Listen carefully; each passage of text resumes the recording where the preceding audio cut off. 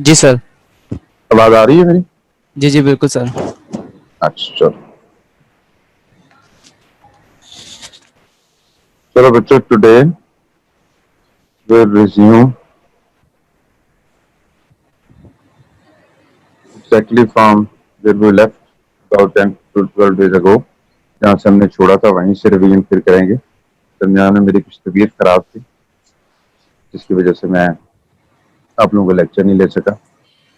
एक हमारा टॉपिक रह गया था मिसलेनियस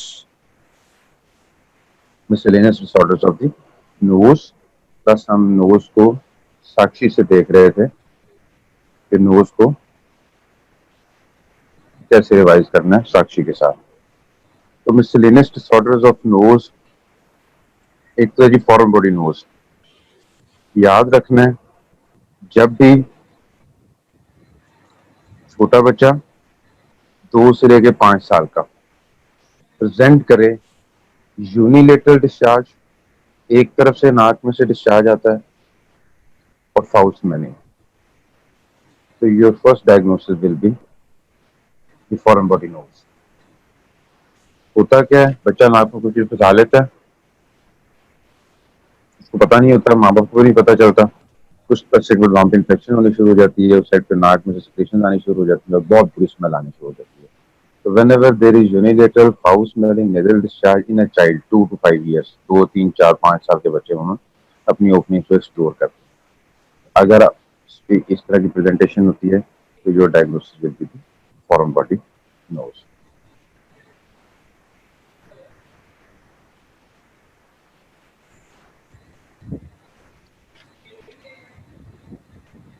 सेकंड है जी राइनोलिथ।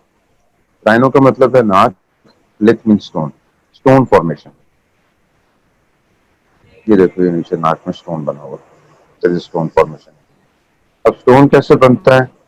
प्रोटीन के अंदर अगर किसी वक्त बड़े लंबे अरसे के लिए किसी पेशेंट को सिक्रेशन आ रही हैं तो वो सिक्रेशन ब्लॉक नहीं कर सकता, काफी अरसे तक वो सिक्रेशन पड़ी रही, उसमें कैल्शियम और मैग्नीशियम के सॉल्ट डिपॉजिट हो जाते हैं। या कई बार बच्चे होते हैं, बच्चों में भी हो सकता है कि फॉरेन बॉडी है, उसके इर्द गिर्द कैल्शियम और मैग्नीशियम के सॉल्ट डिपॉजिट हो जाते हैं। तो लॉन्ग टर्म में अगर कोई सिक्रेशन है, ये कोई फॉरेन बॉडी पड़ी है, उसके इर्द गिर्द अगर स्टोन स्टोन फॉर्मेशन हो जाए नोज के अंदर, तो दैट इज कॉल्ड एज राइनोलिथ। राइनोलिथ को डायग्नोज कैसे करेंगे? अगेन इसमें भी यूनिलेटरल डिस्चार्ज होगा, फाउल स्मेलिंग होगा, ब्लीडिंग भी हो सकती है, क्योंकि लोकल म्यूकोजा डैमेज होता रहेगा तो वहां से ब्लीडिंग भी स्टार्ट हो सकती है। लेकिन आप कंफर्म कैसे करते हैं? बाय प्रोबिंग, प्रोब करके। ये लिखा ना, don't forget the probe test. Probe करके देखते हैं, आपको स्टोन की तरह का मैच फील होगा नाक के अंदर, ऐसे जैसे पत्थर है। ठीक है, तो राइनोलिथ हमेशा जो डायग्नोज होता है तो दी प्रोब टेस्ट, आप उसको प्रोब करके देखते हैं। अगेन इसको रिमूव करना होता है। फिर एक टर्म है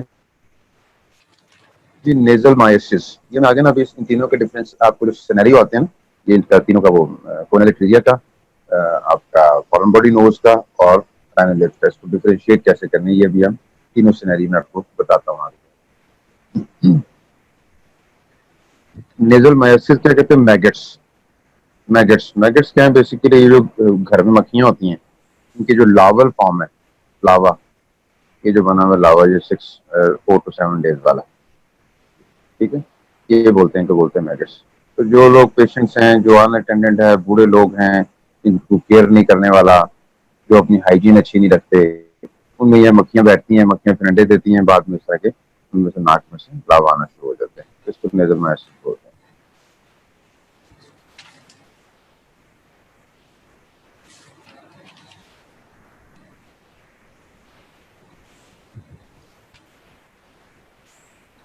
इस तरह एक टर्म है नेजल साइनिकी। नेजल साइनिकी क्या है? नेजल साइनिकी बेसिकली है एडहीजन्स। एडहीजन का क्या मतलब है? ये देखो, इस देखो, औरत की जो राइट साइड की नोज है वो बिल्कुल क्लियर है, लेफ्ट साइड पे देखो ऐसा लगता है जैसे 2 सुराख हुए हैं। अब इस औरत को हुआ क्या? इसकी सजी हुई, ऑपरेशन हुआ नाक का, ऑपरेशन के बाद पोस्ट ऑपरेटिव इसकी अच्छी केयर नहीं हो सकी, नेजल टॉयलेट नहीं हो सका, इसकी सफाई नहीं हो सकी, जिसकी वजह से जो 2 रॉ एरियाज थे सपोज लेटरल वॉल पे टर्बिनेट था, वो निकाला, सेप्टम को सीधा किया, सेप्टोप्लास्टी हुई।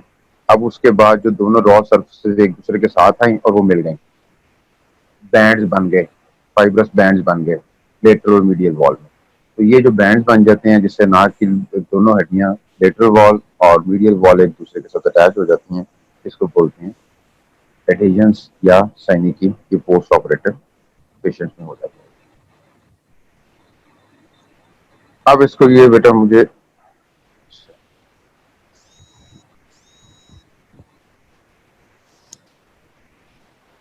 तो बेटा मुझे चैट मैं अभी साथ साथ ओपन करता हूँ, कुछ क्वेश्चन हो तो मुझे अपने चैट में साथ साथ मेंशन करते जाओ, ठीक है, जहां ना समझ आए।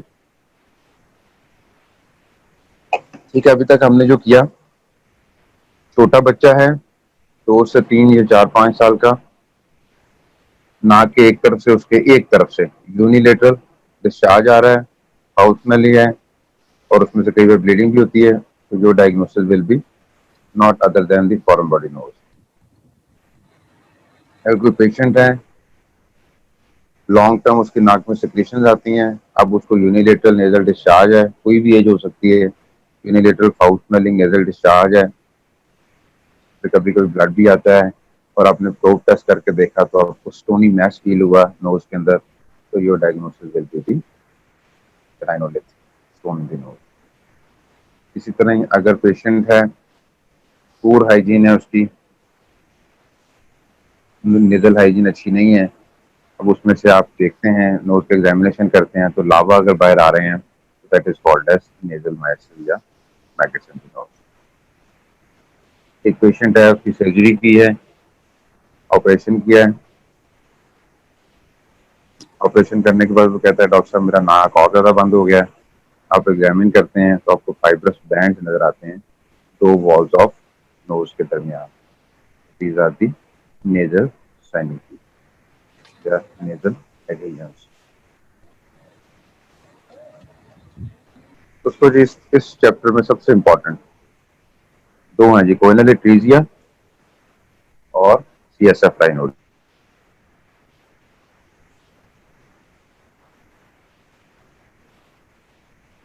इस चैप्टर में सबसे इंपॉर्टेंट आंसर करो बेटा, मेरे चैट खोलो। कोइना क्या होता है?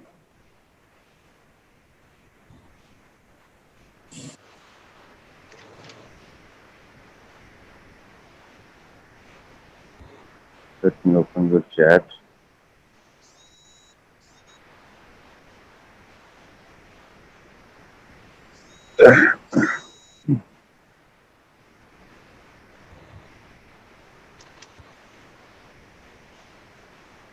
हाँ जी बेटा लिखो, any student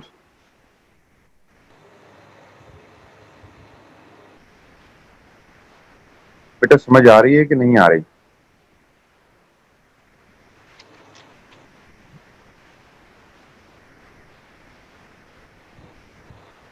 hello, voice is coming?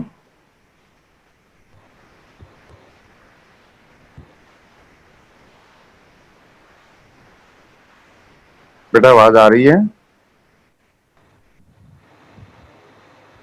Hello, yes sir, okay. What is Koyna?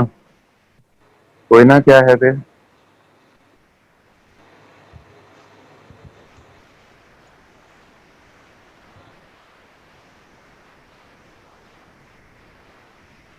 Nostril और कोइना में क्या फर्क है? Any student?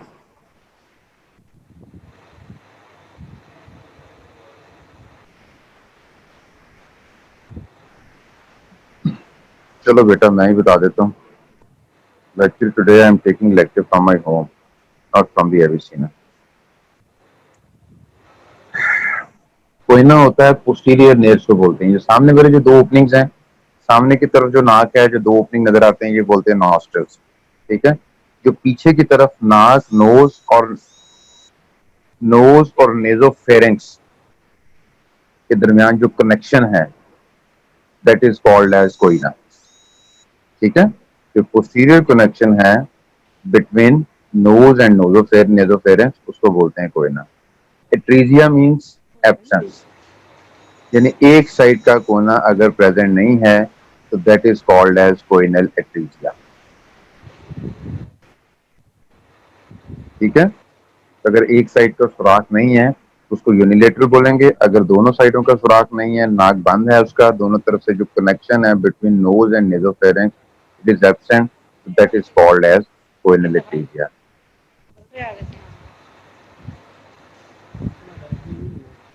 ओके, तो कोइनल एट्रीजिया बेसिकली क्या है, जो नोज और नेजोफेरेंस फेरेंस का जो कनेक्शन है, कम्युनिकेशन है, वो अगर कम्युनिकेशन नहीं है due to presence of bucconasal membrane, ये जो एक नॉर्मली मेम्ब्रेन होती है ये डिसअपियर हो जाती है ड्यूरिंग दी डेवलपमेंट, डिसअपियर हो जाती है और जो नॉर्मल कनेक्शन है नोज और नेजोफेरेंस को रिस्टोर हो जाता है अगर वो बक्रोनेजल मेम्ब्रेन परसिस्ट करती है, तो that condition is called as choanal atresia. Usually ज्यादातर यूनिलेटर होता है, ठीक है, लेकिन बाईलेटरल भी हो सकता है। बाईलेटरल एक इमरजेंसी है, क्यों? Bilateral atresia is an emergency, reason?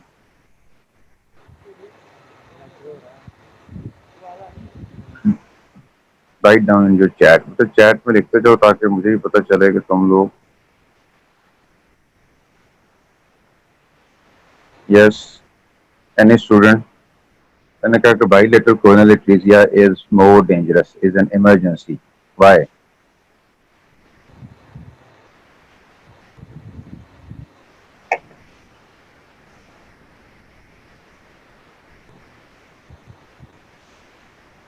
जी मिसाल, आवाज आ रही है मेरी? Are you getting my voice और नॉट?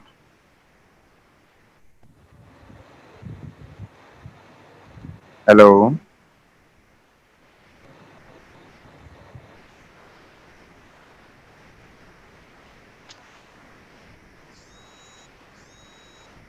ओके,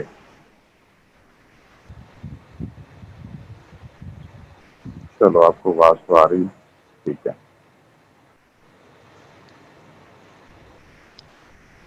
ठीक है, अगर कम्युनिकेशन नहीं है नाक और नेजोफेरेंस के दरमियान, ठीक है, तो दिस कंडीशन इज क्या called as coronal atresia. Usually unilateral होता है, यूजुअली ये वो नहीं होता है 90%, 10% मेम्ब्रेनस होता है, ठीक है, मिक्स भी हो सकता है, फीमेल्स में ज्यादा कॉमन होता है। बाईलेटरल इसलिए डेंजरस है कि बच्चे जो होते हैं वो ऑब्लिगेट नोज ब्रीदर्स होते हैं, बच्चों को मुंह से सांस लेना नहीं आता, बच्चे नाक से सांस लेते हैं। तो अब अगर बच्चा यूं ही पैदा हुआ है और उसको नाक से सांस नहीं आ रहा तो उसकी खुदा न खास्ता डेथ हो सकती है। इसलिए जो बाईलेटरल कोरोनल एट्रीजिया है दैट इज वेरी डेंजरस, और उसको आपने फौरन से पहले मैनेज करना है। कैसे मैनेज करेंगे? फौरन आपने एंडोट्रेकियल ट्यूब डालनी है या उसकी ट्रेकियोस्टमी करनी है, अदरवाइज बच्चे की जान बचाना बहुत मुश्किल हो जाएगा।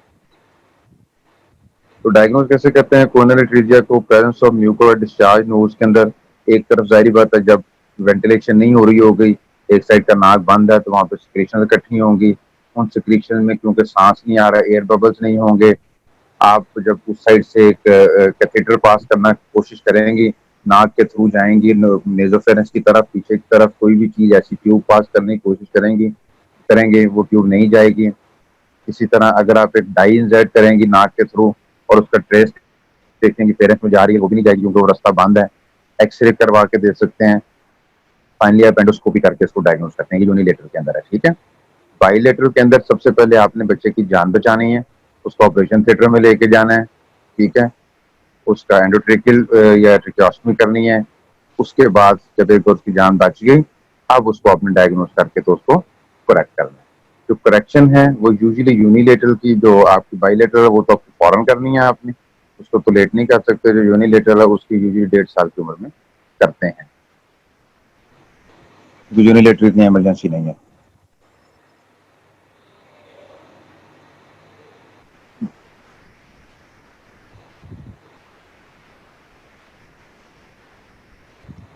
चलो बेटा अब ये सिनेरियोज हैं, अब ये सिनेरियो देखिए, ये देखो बेटा ये कोरोनरी आर्टरीज बना हुआ है, ये देखो एक साइड पे सुराख ओपन है नागोनेसोफेरेंक्स में, ठीक है, दूसरे पे बंद है।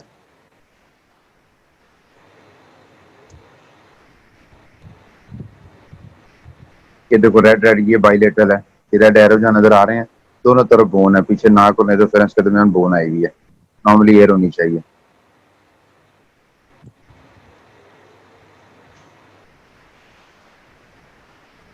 ठीक है, और ये ड्रिल के जरिए आप ये इसमें ओपनिंग क्रिएट कर देते हैं नोज और नेजोफेरेंस के दरमियान अगर बोनी है।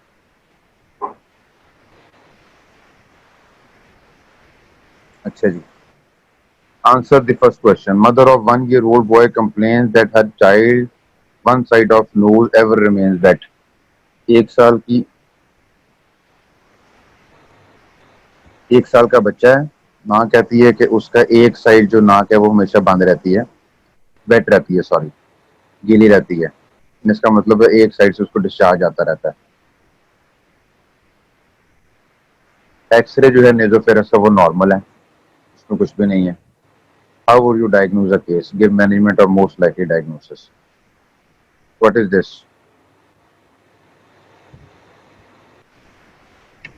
इसका आंसर बताओ बेटा।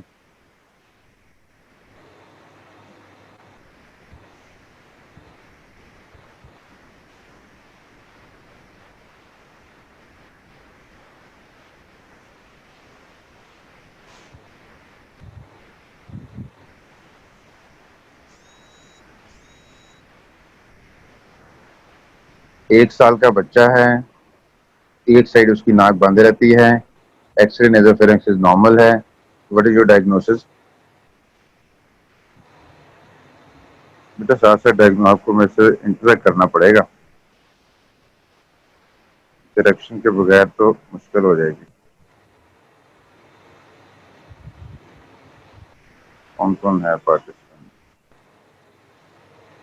जी बेटा।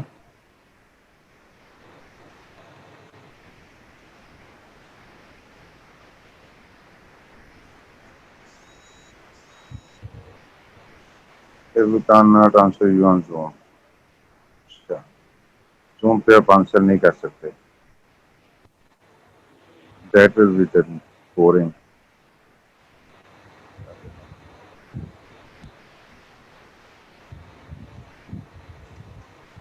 आप लोग आंसर नहीं कर सकते, चलो फिर मुझे यूनिलेटरल ट्रैफिक ही चलानी पड़ेगी।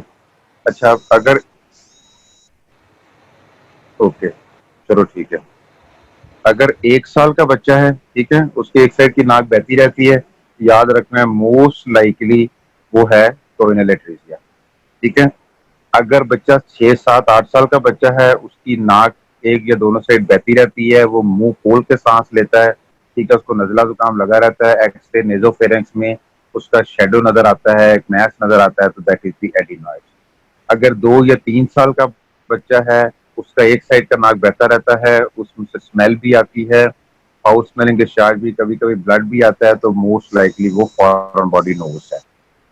ठीक है, अगर एक बड़ा है बंदा है कुछ 27 से 28 साल का, उसका नाक एक साइड बहता रहता है, उसमें से स्मेल भी आती है, उसमें से खून भी आता है, और आप जब प्रोब टेस्ट करके देखते हैं तो आपको स्टोनी हार्ड मैस मिलता है, तो दैट इज द राइनोलेट। तो इस तरह you will diagnose, differential diagnosis जो है ना वो आपने इस तरह करना है। This is the most important, ये अगर आप लोगों को चीज समझ आ जाएगी तो आगे इस चैप्टर में कुछ भी नहीं है।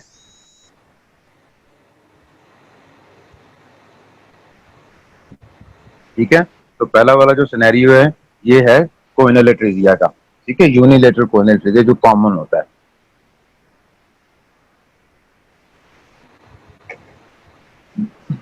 सेकंड वाला scenario, 5 year old presents to you in ENT OPD of Avicenna Medical College with unilateral foul smelling nasal discharge for last 3 months। 3 महीने से उसको unilateral foul smelling nasal discharge आ रहा है, now for last few days discharge has become blood stained।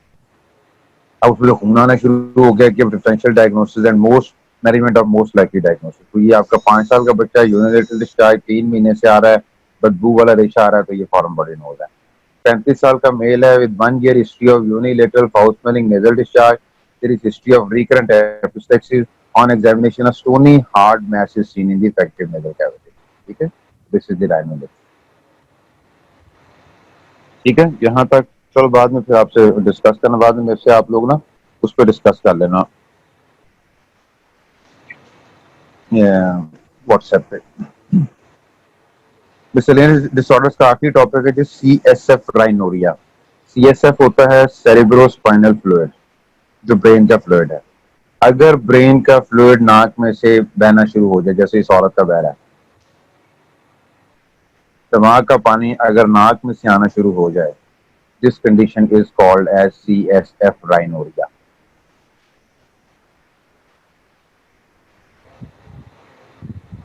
ठीक है, अगर नाक में से मरीज के CSF आना शुरू हो जाए तो this condition is called as CSF rhinorrhoea.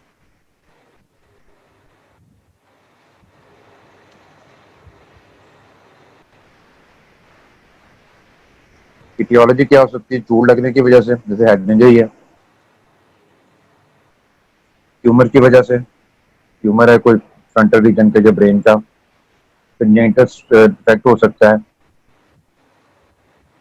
लेकिन ये देखो मैंने एक इंपॉर्टेंट की है, स्पॉन्टेनियस, नो कॉज। ये बड़े गौर से देख लेना आप इसको।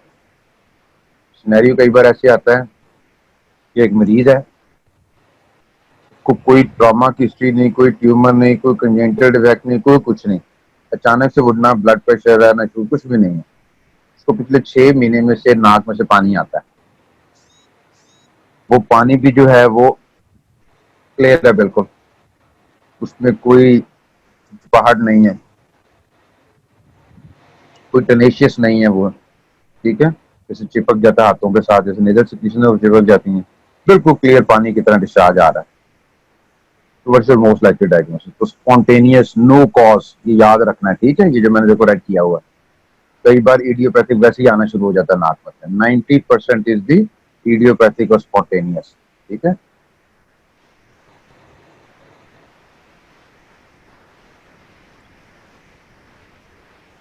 इंटीरियर क्रेनियल फोसा में से आ सकता है, मिडिल क्रेनियल फोसा में से आ सकता है, टेम्पोरल बोन से आ सकता है, कान में से इवन आ सकता है टेम्पोरल बोन के थ्रू।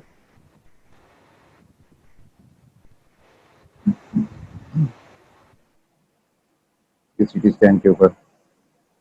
अब डायग्नोज कैसे करेंगे? इसका टिपिकली होता है कि जो मरीज आगे की तरफ बेंड करता है, आगे की तरफ झुकेगा, ठीक है, बेंडिंग फॉरवर्ड में, जो ही आगे झुकेगा तो एकदम जैसे नल ओपन हो जाता है। मरीज आपको कहेगा कि डॉक्टर साहब मैं जब आगे झुकती हूँ या आगे झुकता हूँ तो एकदम जैसे नोज में से ना ऐसे आता है जैसे कि नल ओपन हो गया। तो clear fluid from knows on bending forward.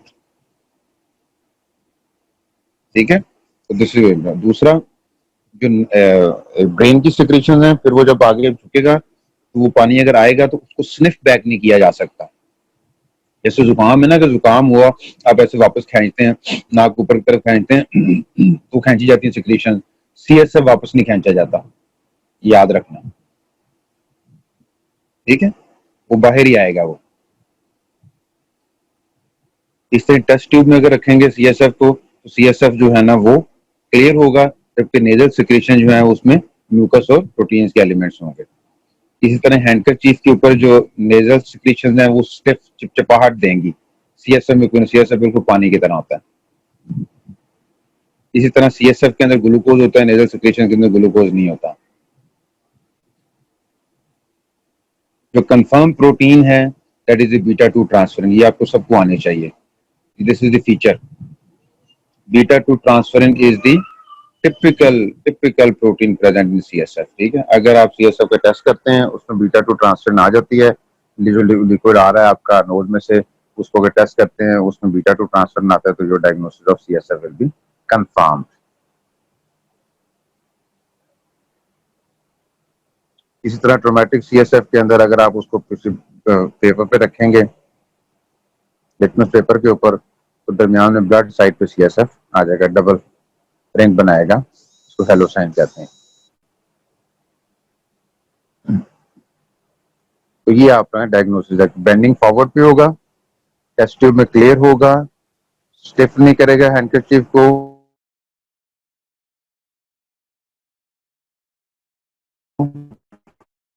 Sign या हेरिंग होगा ऑटोमेटिक CSF के अंदर। ये सारे डायग्नोस्टिक फीचर्स हैं CSF राइनोरिया के।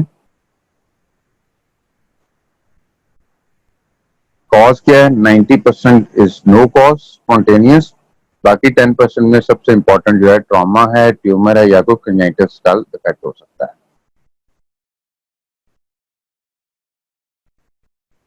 फिर आपने इसी तरह CSF राइनोरिया है, उसको अब लोकलाइज करना है कि ये लीक कहाँ से है।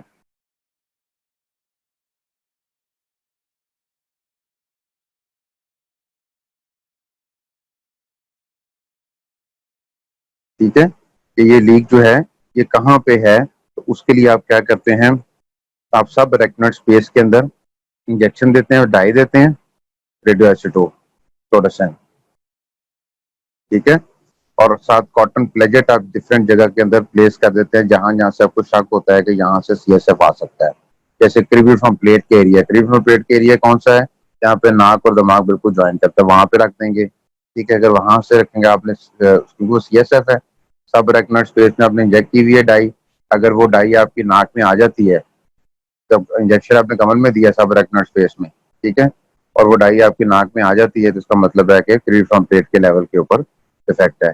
इस तरह अगर मिडल मीटर्स में आ जाती है, तो इसका मतलब है कि आपका जो डिफेक्ट है वो फ्रंटल या एथमोइड साइनसेस में, क्योंकि मिडल मीटर्स में वो खोलते हैं। अगर स्फीनोइथमोइडल रिसेस के अंदर आ जाती है, वहां पे स्टेनिंग आ जाती है, स्टेन मिल जाती है, वो डाई वहां जो प्लेजेट रखा है वो स्टेन हो जाता है, इसका मतलब है कि जो डिफेक्ट है, जो CSF लीक कर रहा है, वो स्फीनोइड साइनस से निकल रहा है। इसी तरह अगर इंफीरियर मीटर्स में से आ रही है, तो इसका मतलब है कि जो अब आपका जो डिफेक्ट है वो टेम्पोरल बोन में है। ठीक है, टेम्पोरल बोन में है, और आपका यूस्टेशियन ट्यूब के थ्रू वो आ रहा है इंफीरियर मीटर्स के अंदर। तो इस तरीके से आप इंट्राथीकल सब रेटिनल इंजेक्शन डाई दे के डिफरेंट कॉटन प्लेजेट डिफरेंट जगह पे रख देते हैं, फिर फ्रॉम प्लेट के एरिया में, मिडल मीटर्स में, स्फीनोइथमोइडल रिसेस में, इंफीरियर मीटर्स में, जिस जगह जहां पे वो स्टेन हो गया, अगर इसका मतलब है कि जो डिफेक्ट है वो वहां पे है, वहां से CSF आ रहा है, और अब आपने उस जगह को करेक्ट करना है, उसको जो है उसको क्लोज करना है। इसी तरह आप CT स्कैन कर सकते हैं, डाई इंजेक्ट करके CT स्कैन में भी आपको नजर आ सकता है। जैसे ये देखो, ये ये देखो CT स्कैन में ये डिफेक्ट है, यहाँ देखो कि वाइट वाइट बोन है, और इधर से राइट साइड से बोन गई हुई है। ठीक है, ये देखो CT स्कैन या MRI के ऊपर भी आपको पता चल जाएगा कि यहाँ पे ये डिफेक्ट है, जिसकी वजह से CSF नीचे आ रहा है।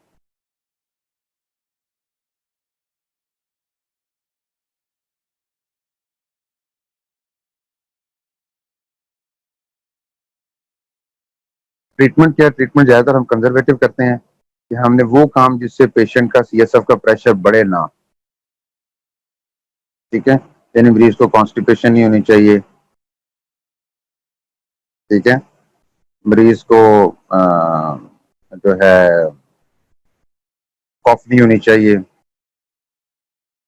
ठीक है, कोई स्ट्रेनिंग वाला काम नहीं करना मरीज ने, ताकि जोर ना पड़े और CSF जो है वो, उसका प्रेशर बढ़ेगा तो फिर ज्यादा आने का चांस होता है। इसलिए मरीज को बिठाने की पोजीशन में बिल्कुल सीधा नहीं रखते, अगर सीधा लेटाएंगे तभी ज्यादा CSF का प्रेशर होगा, तो ज्यादा CSF आने के चांस हैं। ठीक है, इसी तरह ही मरीज को कॉन्स्टिपेशन नहीं होने देनी, खांसी है उसको ट्रीट करेंगे, छींकियाँ उसका इलाज करेंगे, और अगर फिर भी ठीक नहीं होता तो फिर हम सर्जिकली उसको करेक्ट करते हैं थ्रू एंडोस्कोपिक साइनस सर्जरी।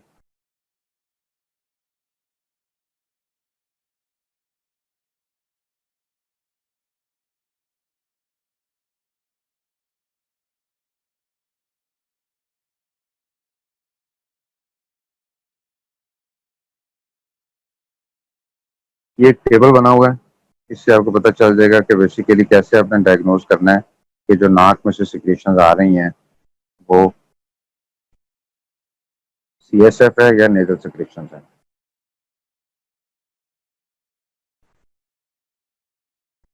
सबसे पहले हिस्ट्री, जो CSF फ्लूइड है उसमें तो हेड इंजरी या ट्रॉमा या ट्यूमर की हिस्ट्री होगी।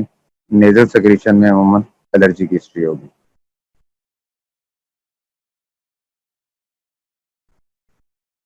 CSF अगर आप आगे की तरफ बेंड करेंगे, जोर लगाएंगे, तो वो ज्यादा आना शुरू हो जाएगा, जबकि नेजल सिक्रेशन का बेंडिंग पे या स्ट्रेनिंग पे कोई फर्क नहीं पड़ता, तो नेजल सिक्रेशन है वो आनी आनी है।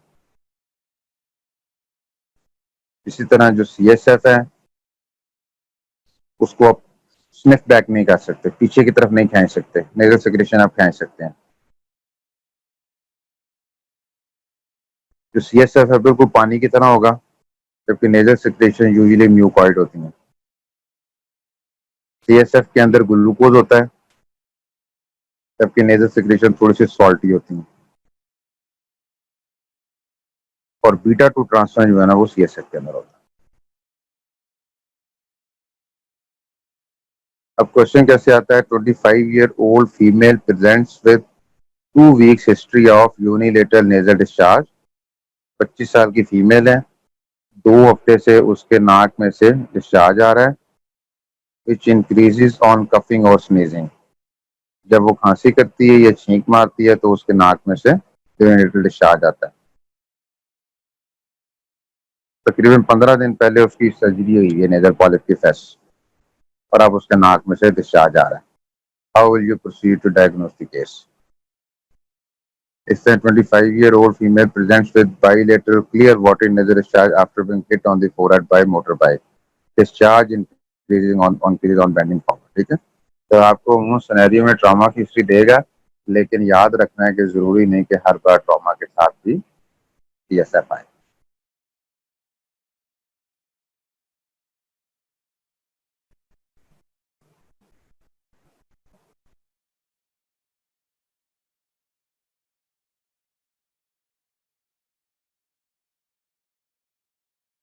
तो ठीक है बेटा, आप लोगों को समझ आ गई। अगर बहुत छोटा बच्चा है, 6 महीने या साल का, उसका नाक एक साइड बहता रहता है, ठीक है, और उसके अंदर एयर बबल्स नहीं होते, वो बहता रहता है नाक एक साइड से, तो मोस्ट लाइकली 6 महीने या साल का बच्चा, उसका जो डायग्नोसिस है वो है कोइनल एट्रेजिया। अगर 2 या 3 या 4 साल का बच्चा है, उसका नाक एक साइड पे बहता रहता है और उसमें से फाउल स्मेल भी आती है और उसमें से ब्लीडिंग भी होती है, तो most likely diagnosis is the foreign body nose. 6 या 7 8 साल का बच्चा है, एक साइड का नाक उसका बहता रहता है, ठीक है, और वो ऊंचा भी सुनता है, तो बार बार ईयर में भी प्रॉब्लम हो रही है, मुंह खोल के भी सोता है। एक्सरे नेजोफेरेक्स में उसके एक मैस है लेटरल नेजोफेरेक्स के अंदर, तो most likely that is the adenoids. अगर एक बड़ा आदमी है, उसका एक साइड का नाक बहता रहता है, कभी कभी उसमें से ब्लड भी आता है, प्रोब करके देखते हैं, तो प्रोबिंग में आपको स्टोनी हार्ड मैस मिलता है, तो your diagnosis will be the rhinolith. ठीक है, अगर एक पेशेंट है, 30-35 साल की औरत है या मर्द है, उसके नाक में से पानी आता है, और वो पानी जिस वक्त आगे की तरफ वो बैंड करता है या करती है या छींक लगाती है या खांसी करती है, वो पानी ज़्यादा आना शुरू हो जाता है, ठीक है, और वो पानी जो है वो मरीज स्निफ बैक भी नहीं कर सकती, उसमें वो टेनेशियस भी नहीं होता, बिल्कुल वाटरी है, स्निफ बैक भी नहीं किया जाता, तो most likely diagnosis is the CSF rhinorrhoea. तो ये बेटा आप सब डायग्नोस कर लोगे।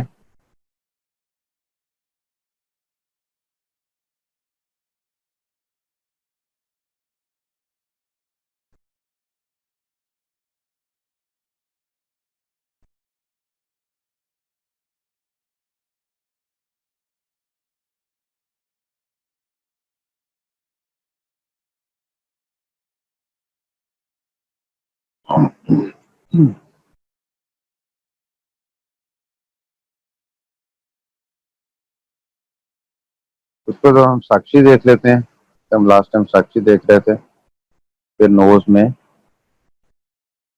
क्या चीजें जब हमने उसको हाईलाइट कैसे करना है।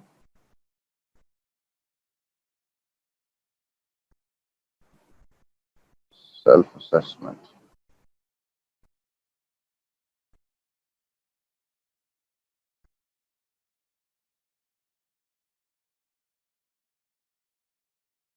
तो यहाँ पे हमने छोड़ा था जी, लास्ट टाइम जो हम पढ़ रहे थे कुछ चैप्टर के दरमियान में रह गया था, यहाँ पे हमने छोड़ा था।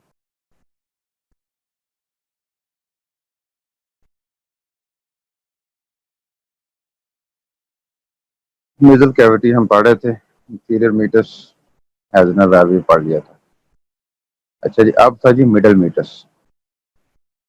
मिडल मीटस में देखो,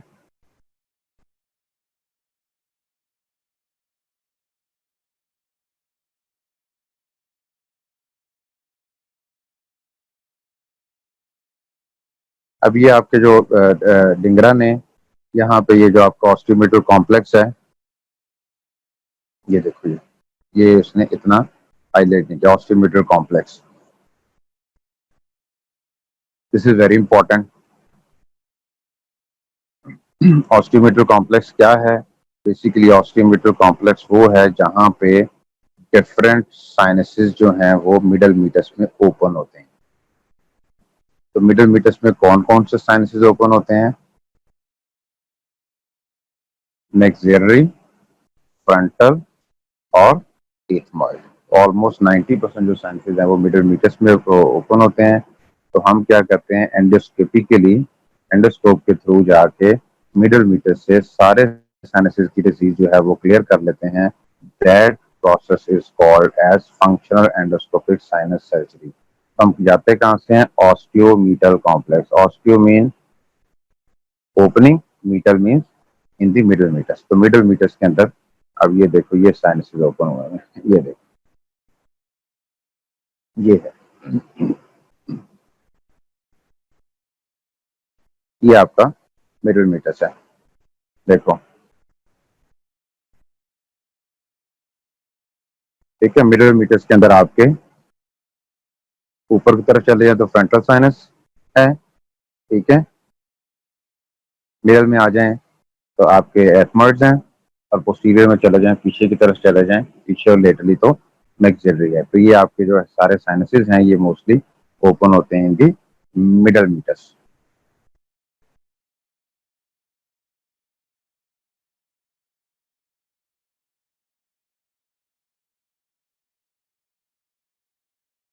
तो मिडल मीटर्स के थ्रू जो हम साइनसेस को अप्रोच करते हैं, that is called as functional endoscopic sinus surgery. तो हमने क्या किया, कोई हमने चीर फाड़ नहीं की, जो नॉर्मल ओपनिंग है उनको खोल दिया, और उसके जो नॉर्मल फंक्शन है, म्यूकोसिलरी क्लियरेंस का फंक्शन है वो रिस्टोर कर दिया, और नॉर्मल फंक्शन जो नाक का है वो हमने रिस्टोर कर दिया। इसलिए इसको बोलते हैं फंक्शनल एंडोस्कोपिक साइनस सर्जरी। तो याद रखना, ऑस्टियोमीटर कॉम्प्लेक्स क्या है? ऑस्टियोमीटर कॉम्प्लेक्स बेसिकली नथिंग, जो ऑस्टिया खुलते हैं मैक्सिलरी, ऑस्टिया जो ओपन होते हैं मिडल मीटर्स के अंदर साइनसेस के, उस एरिया को कहते हैं ऑस्टियोमीटर कॉम्प्लेक्स। उसके थ्रू हम जो है ना सारे साइनसेस जो हैं वो ओपन कर देते हैं इनटू द नोज। तो मिडल मीटर्स इसलिए सबसे इंपॉर्टेंट है।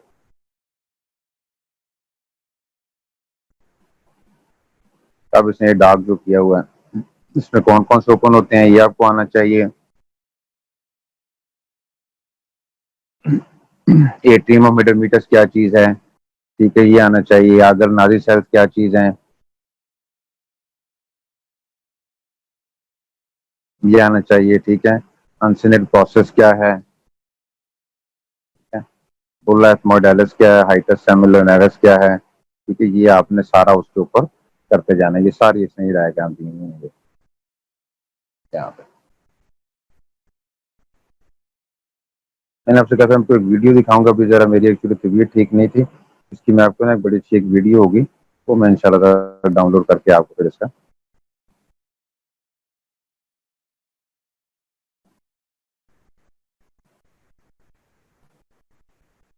बेसिकली करते कैसे हैं इसको।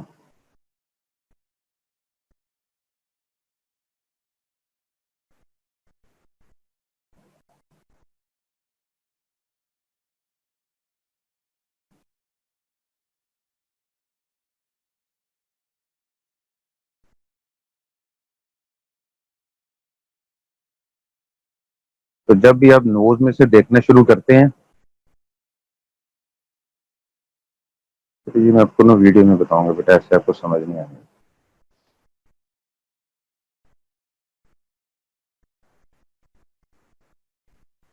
ये नेटनी और मिडल मीटर्स ना ऑस्टियोमीटर कॉम्प्लेक्स, ये आपको बेटा मैं वीडियो में बताऊंगा, ये आपको ऐसे समझ नहीं आएगा।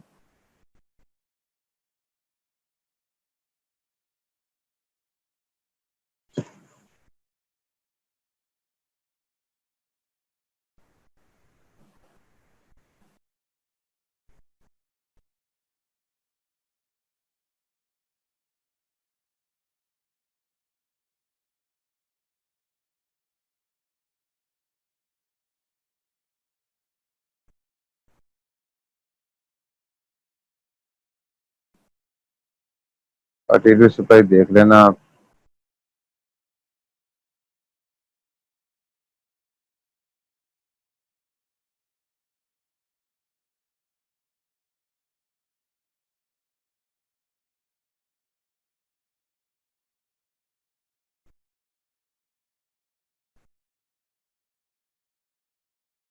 लेटर एरिया तो उसने भी दिया हुआ है तो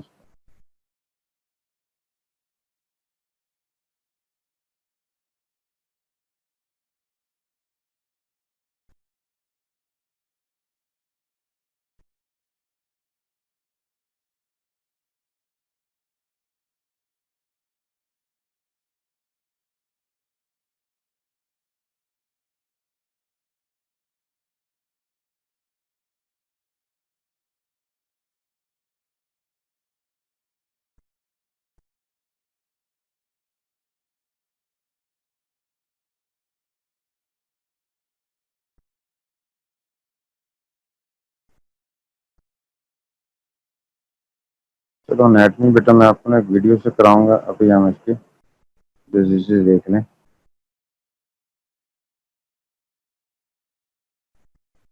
अच्छा जी, disease of nose and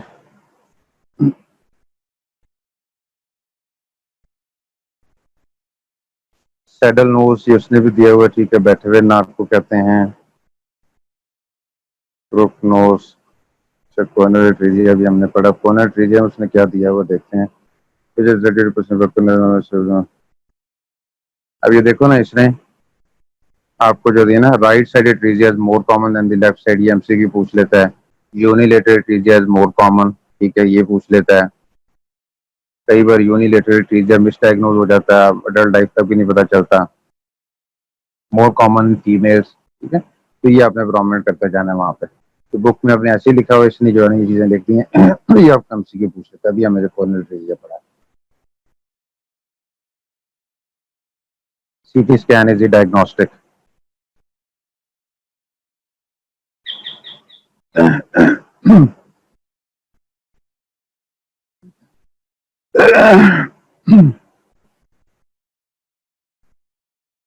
bilateral choanal atresia में मैक्रो टेक्निक, ठीक है, करेक्शन यूवी 1.5 साल की उम्र में करते हैं।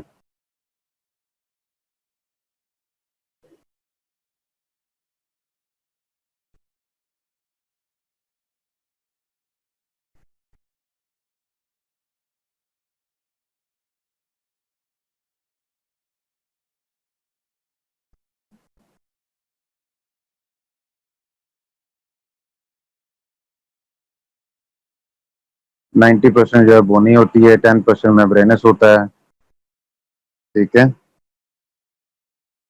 कई बार इधर में शार्ट सिंड्रोम जो है, शार्ट सिंड्रोम के साथ भी हो सकता है ये। इसमें coloboma, heart disease, atresia of coronary artery growth, इसका भी हो सकता है, ठीक है। तो ये आपको इस तरह एमसीक्यू हो सकता है।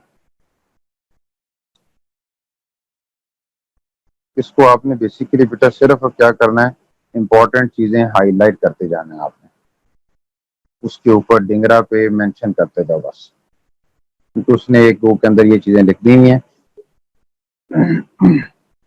डिंगरा ने, आपने सिर्फ उसके ऊपर प्रोमिनेंट करके, जैसे ये कॉर्नर ट्रीजिया था, अभी जैसे हमने ये पढ़ा है, कॉर्नर ट्रीजिया में ये लिख दो कि यूनिलेटरल ज्यादा कॉमन है, उसको कर दो, ठीक है। फीमेल में ज्यादा कॉमन होता है, राइट साइड ज्यादा कॉमन होता है, ठीक है। इसको जस्ट हाईलाइट करते जाओ ताकि याद रहे कि ये एमसीक्यू है। ये बेसिकली एमसीक्यू के लिए आपको जो है ना, ये पढ़ने की किताब जरूरी है।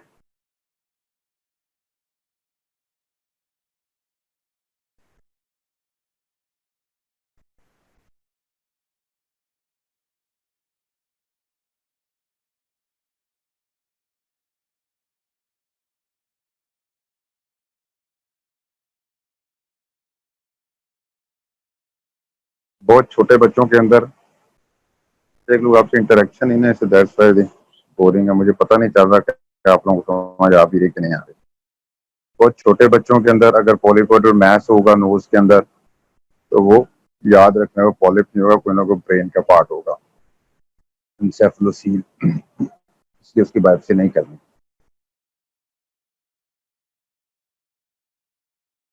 Shit.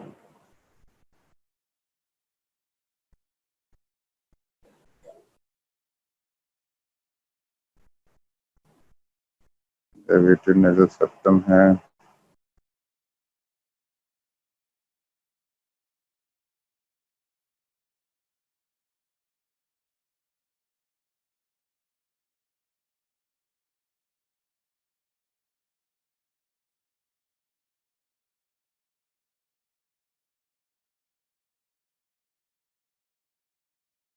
डीएनएस जो है ज्यादा मेल में होता है क्योंकि लड़के ज्यादा लड़ाई झगड़े करते हैं, हड्डी उनकी ज्यादा टूटती है, फिर मेल में ज्यादा कॉमन होता है। पोर्टल टेस्ट जो है इसका डायग्नोस्टिक है। अगर लेटरली मूव करेंगे ये अपनी चीक को, मेरे मरीज का सांस अगर बेहतर हो जाता है, that is the one test to confirm कि उसको डेविएटेड नेजल सेप्टम है।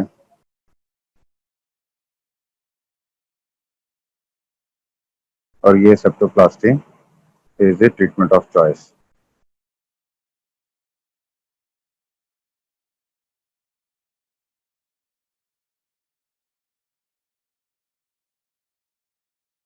ये जो 17 साल की उम्र के बाद वाला जो है ना, ये देखो इसमें लिखा हुआ है क्यों 17 साल तक हम, 17 के बाद हम जो है, उससे पहले पहले हम एसएमआर क्यों नहीं करते? क्यों? क्योंकि जो पूरा फेशियल स्केलेटन है वो ग्रो करता रहता है 17 ईयर्स ऑफ एज तक, इसलिए इतना फायदा नहीं होता अगर आप रेडिकल सर्जरी नहीं कर सकते, उसमें कंजर्वेटिव करते हैं। ठीक है, तो एसएमआर जो है वो आपने 17 साल के बाद करनी है, और सेप्टोप्लास्टी किसी भी एज में कर सकते हैं, लेकिन प्रेफर सर्जरी हमेशा सेप्टोप्लास्टी होगी क्योंकि आपने सिर्फ जो डेविएटेड पार्ट है वो निकालना, पूरा जो है ना, आपने जो जैसे एसएमआर रेडिकल है उसमें सारे नोज निकाल देते हैं स्वाइड डॉर्सल और कॉलेमरल पार्ट के।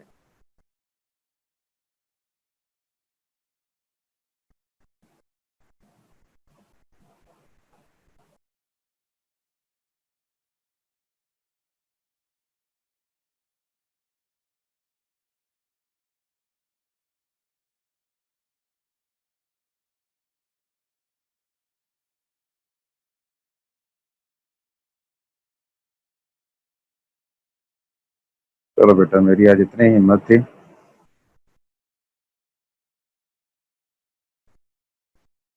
एक्चुअली मेरी आज हिम्मत बस इतनी थी पढ़ाने की।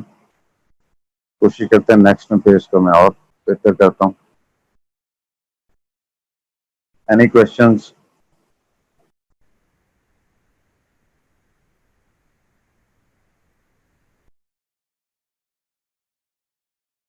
अगर पूछना चाहो तो मुझे आप उस पर पूछ लो।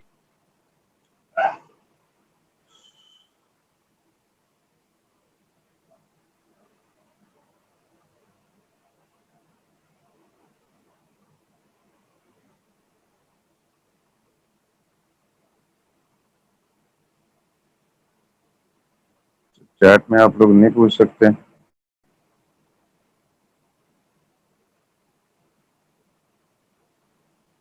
तो how can you communicate with me? ऐसे अगर घर से हैं तो कैसे आप मेरे से कम्युनिकेट फिर कर सकते हो? व्हाट्सएप के through? register chat, make sure foreign body no language format no spontaneous yes or no. Yeah. Okay, Mariam. शाबाश। I don't know but मेरे chat पे क्वेश्चन लगी थी। चलो किसी ने क्वेश्चन पूछना तो बेटा मुझे ऐसे पूछ लो, व्हाट्सएप के थ्रू अगर पूछना है तो।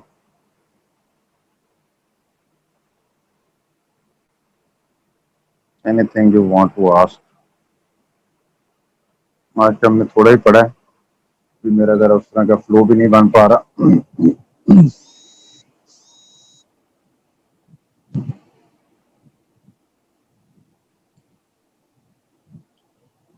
चलो ओके बेटा, थैंक यू वेरी मच। ठीक है,